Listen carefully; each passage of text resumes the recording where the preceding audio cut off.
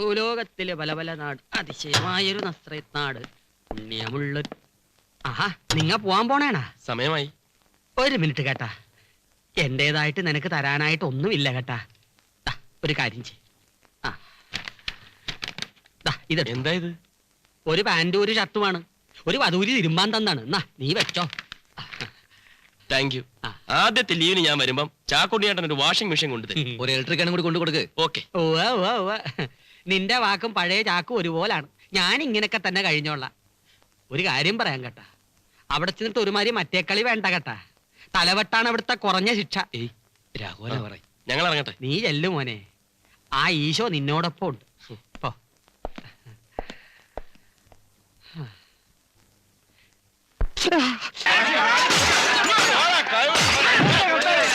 ഒരു മിനിറ്റ്, ഞാൻ പറയുന്നത് അയ്യോ, ഇടിക്കോ തൊഴിക്കോ എന്താ വേണോ ചെയ്തോ. എന്നെ തല്ലിച്ചോട് നിങ്ങളെ കാശിയിലേക്ക് കിട്ടാൻ പോകുന്നില്ലോ. സിമ്പിൾ വേണം, ആൾക്കാരത്ത് സിമ്പിൾ.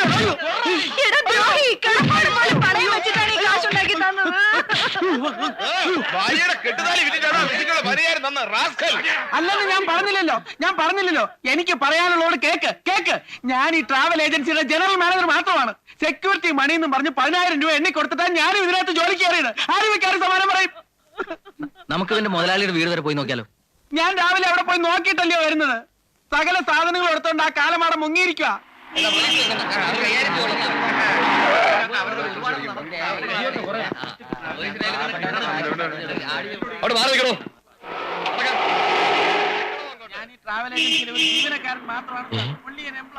എന്തോ പ്രശ്നമുണ്ടല്ലോ. പോയി നോക്കാം. ഞാൻ നിരപരാധിയാണ്. എന്റെ അടുത്ത് അല്പമെങ്കിലും സിമ്പതി ഉണ്ടെങ്കിൽ നിങ്ങൾ വന്ന് എന്നെ ജാമ്യത്തിൽ ഇറക്കി. പ്ലീസ് എന്നെ കൈ എന്നെ ജാമ്യത്തിൽ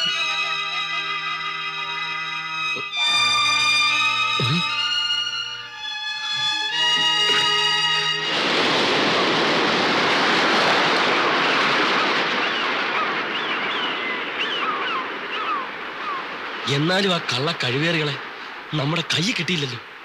വല്ലാത്തൊരു വെട്ടിലാണ് നമ്മൾ വീണിരിക്കുന്നത്. ഇനിയിപ്പോ എന്താ ചെയ്യാ? ചാടി ചത്താലോന്ന് വരെയുണ്ട്. പിന്നെയും വീട്ടിലെ കാര്യങ്ങൾ ആലോചിക്കുമ്പോ നീ വിഷമിക്കാതാ.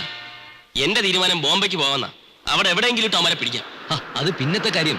ഇപ്പൊ എന്റെ പ്രശ്നം രത്ന എങ്ങനെ ഫേസ് ചെയ്യുന്ന. നമ്മൾ സത്യം പറഞ്ഞാലും ഒരു പക്ഷെ അവള് വിശ്വസിച്ചൊന്നും വരില്ല. എങ്ങനെയെങ്കിലും പണവും കൊണ്ട് തിരിച്ചു ചെല്ലാൻ പറ്റും. ഒരു വഴിയുണ്ട് രൂപ ഉണ്ടാക്കാൻ. നിനക്ക് എന്റെ കൂടെ നിൽക്കാമോ? വഴി എന്താന്ന് വെച്ചാ പറ. മോഷണം. ഇനി അത് മാത്രമേ ബാക്കിയുള്ളൂ. അതുകൊണ്ടാ അതും കൂടെ ആകാന്ന് വെച്ചത്. ഓയ്, പിന്നെയും കുഴപ്പങ്ങളിലേക്ക് പോകാനാ നിന്റെ ശ്രമം. അല്ലെങ്കിൽ വേറൊരു വഴി നീ പറ. കാശ് കൊടുക്കുകയും വേണം, അധ്വാനിക്കാനും പറ്റത്തില്ല. മോഷണം അല്ലാതെ മറ്റെന്തെങ്കിലും ഉണ്ട്. ബെസ്റ്റ് വഴിയുണ്ട്, കള്ളവാറ്റ്. എന്നിട്ട് വേണം എക്സൈസുകാരെ ഇടികൊള്ളാൻ. എന്നാൽ അത് വേണ്ട. സ്മഗ്ലിംഗ്, നോട്ട് ഇരട്ടിപ്പ്, ഡോളർ കച്ചവടം, ഹാഷിഷ്, ബ്രൗൺ ഷുഗർ, കോക്കൈൻ. തീർത്ത് എടാ, നല്ല വഴിക്ക് ചിന്തിക്കേ. എടാ, നല്ലവരായിട്ട് ജീവിക്കാനല്ല ദൈവം നമ്മളെ ഇങ്ങോട്ട് അയച്ചത്. അതിന് വേറെ ആൾക്കാരുണ്ട്. നന്നാവാൻ നോക്കുമ്പോഴാ നമുക്ക് കൂടുതൽ കുഴപ്പങ്ങൾ ഉണ്ടാവുള്ളൂ. നീ എന്റെ കൂടെ നിന്നാ മതി. ബാക്കി കാര്യം എന്താണെന്നുള്ളത് എനിക്ക് വിട്. ഇവിടെ എത്രയോ കള്ളപ്പണക്കാരുണ്ട്. അവരുടെ വീട്ടിൽ കയറി മോട്ടിച്ച ദൈവം പോലും കോപിക്കില്ല. അവന്മാരിട്ട് പോലീസിനെ അറിയിക്കാനും പോലും.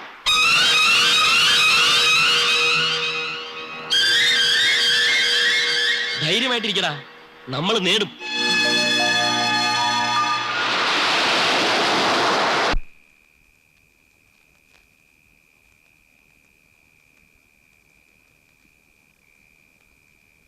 കുഴപ്പമില്ല, കേറാം.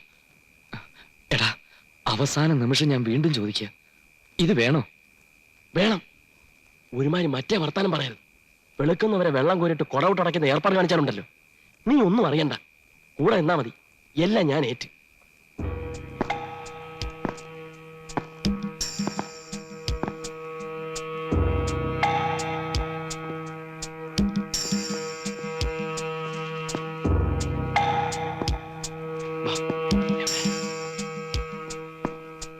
ഇങ്ങനെ കയറാം, ഇതുവഴി കയറാം. ഇതിലെ അയ്യോ,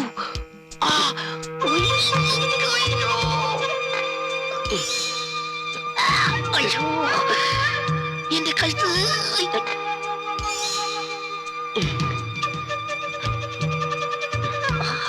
അയ്യോ, കേറി വാ. ഞാൻ എങ്ങനെ? പിടി. അയ്യോ, കൈ പിടിയടാ. എത്തല്ല.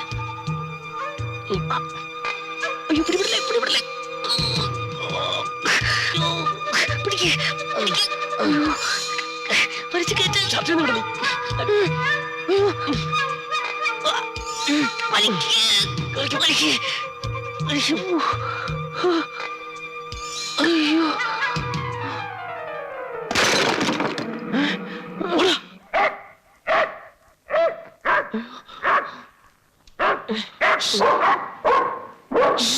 ഓയ്,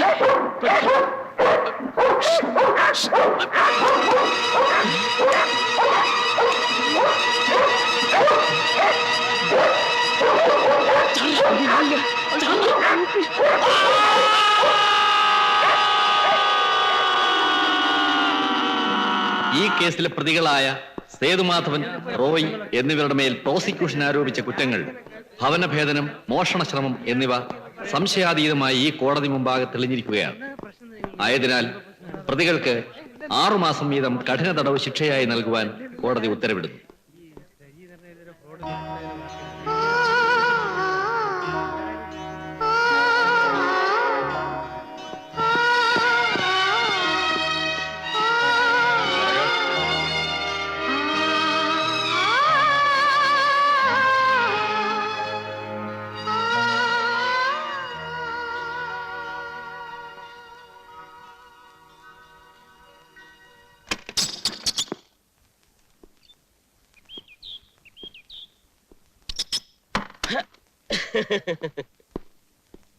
ഇവിടെ വലിയ മാറ്റമൊന്നും സംഭവിച്ചിട്ടില്ലല്ലോ. നമ്മൾ കേറിയപ്പോ ഉള്ളതുപോലെ തന്നെ. പോയിച്ചു വരട്ടെ സാറേ. ഞാൻ വിചാരിച്ച 6 മാസം കൊണ്ട് എന്തെങ്കിലുമൊക്കെ ഒരു മാറ്റം വരുമെന്ന്. നിനക്കെന്താടാ ഒരു മൗനം? ജയിലിൽ വിട്ട് പോകുന്നതിന്റെ ദുഃഖം? എടാ, സമൂഹത്തിൽ നിലയും വിലയും ഉണ്ടാവണമെങ്കിൽ ജയിലിൽ കിടക്കണം. പലരും മഹാന്മാരായത് തന്നെ അങ്ങനല്ലേ? നീ എന്താടാ ഒന്നും മിണ്ടാത്തത്? ഇനി എന്താ നിന്റെ ഉദ്ദേശം? അങ്ങനെ വഴിക്ക് വാ. ഇനി നമ്മുടെ മുന്നോട്ടുള്ള ഓരോ ചുവടുകളും വളരെ ശ്രദ്ധിച്ചായിരിക്കണം. അബദ്ധങ്ങളിൽ ചെന്ന് ചാടാതിരിക്കാൻ മാക്സിമം ശ്രമിക്കണം. ഉദാഹരണത്തിന്, അന്ന് നമുക്ക് പറ്റിയ മണ്ടത്തരം, വീടിന്റെ ഗേറ്റിലെ നായ് ബോർഡ് ശ്രദ്ധിക്കാതിരുന്നാൽ ഇനി അത് ഉണ്ടാവാൻ പാടില്ല. ഈ 6 മാസം നിന്നെ പോലെ താടി വളർത്തിയ സമയം കളയല്ലായിരുന്നു ഞാൻ. വളരെയധികം കാര്യങ്ങൾ പ്ലാൻ ചെയ്ത് കഴിയും.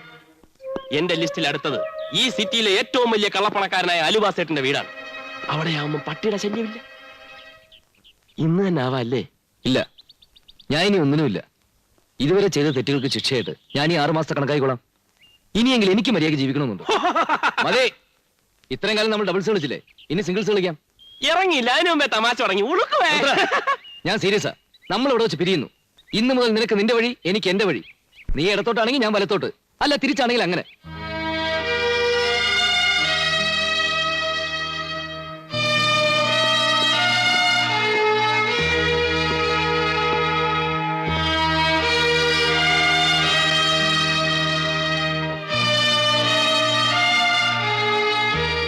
അപ്പൊ നമ്മൾ പിരിയാണല്ലേ?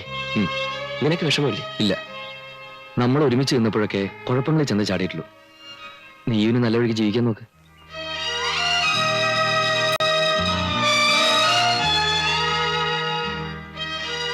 ശരിയല്ലേ? Good luck.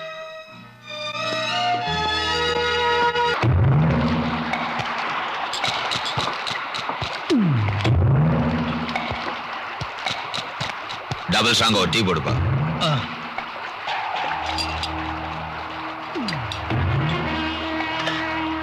இங்க கோல்டன் வேலி டீ எஸ்டேட் எங்க இருக்கு? ഇവിടുന്ന് 2-3 കിലോമീറ്റർ പോണം. அங்க நென்மாரா? நென்மாரால இருந்து வந்த ஆல்பர்ட்ன்ற பேர்ல யாராவது இருக்கானா? ആൽബർട്ടോ? എന്റെ അറിവിൽ അങ്ങനെ ഒരാളില്ല. ഇനി പുതുതായിട്ട് വന്ന ആളാണ്? ஆமா, புதுசா வந்தவன் தான்.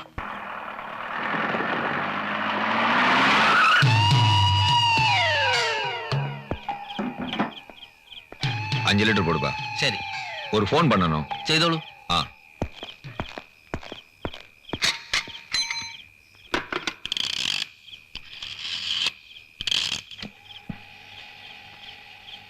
ஹலோ, நான் சலீம் பேசுறேன் சார். அந்த சூப்பர்வைசர் ஆல்பர்ட் இங்க தான் இருக்கான். ஆமா சார், நேரடியா டீசல் போட்டாச்சா? அப்படின்னா ஆயில் கொஞ்சம் செக் பண்ணு. சரி.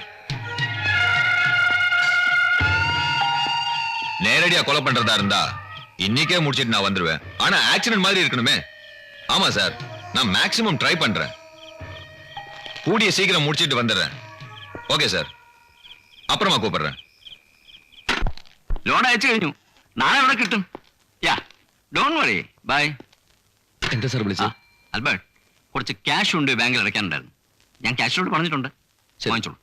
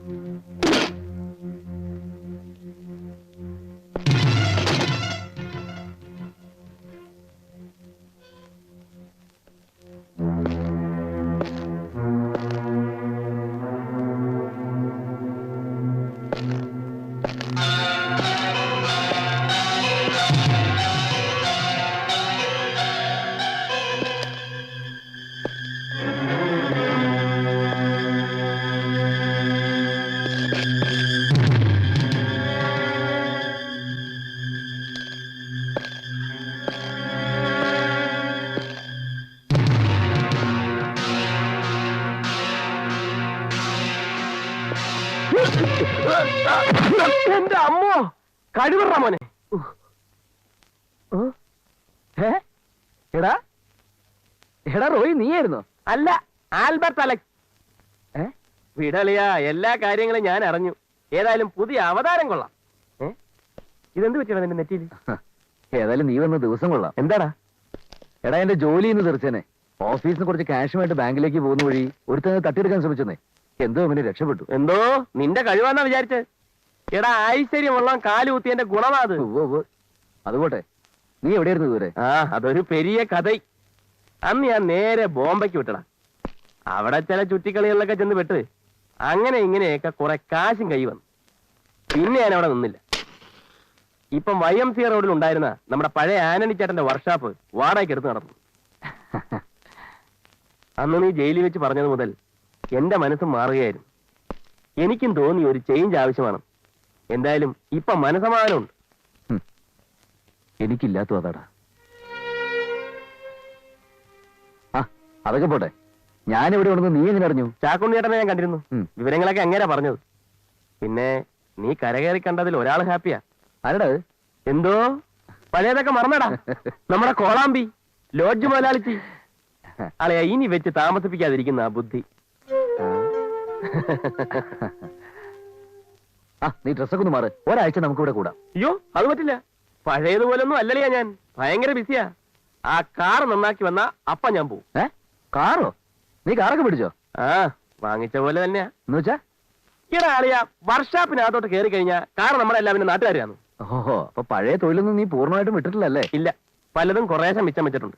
നീ ഒരു കാര്യം ചെയ്യ്, 2 ഗ്ലാസ് എടുക്ക്. ഓ, എന്തൊരു തണുപ്പ് ഇവിടെ.